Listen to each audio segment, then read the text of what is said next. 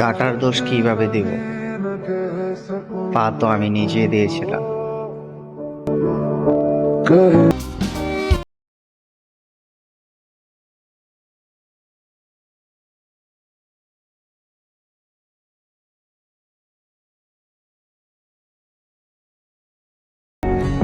দুনিয়ার কাছে তুমি সাধারণ হলেও আমার কাছে তুমি আসমানের পরী।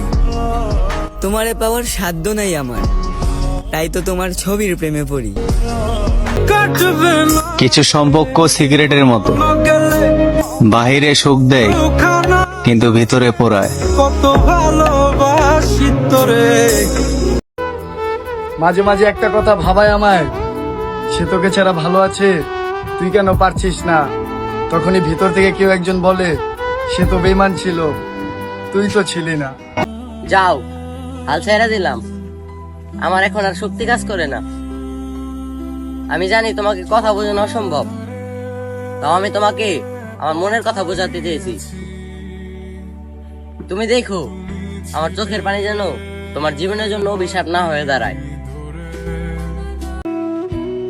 যখন মানুষ ভিতর থেকে মরে যায়, তখন বাইরে থেকে আসা হাজার আনন্দ তাকে হাসাতে পারে, কিন্তু তাকে খুশি করতে পারে না। একটু অপেক্ষা করতে পারতে। আমার সময়টা খারাপ ছিল, কিন্তু আমি তো আর না।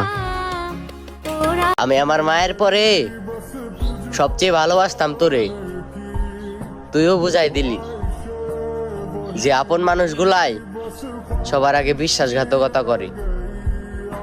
আগেই তো ভালো ছিলাম, কেনই বা তোমার সাথে পরিচয়টা হলো, আর এভাবে তিলে তিলে শেষ হয়ে গেলাম।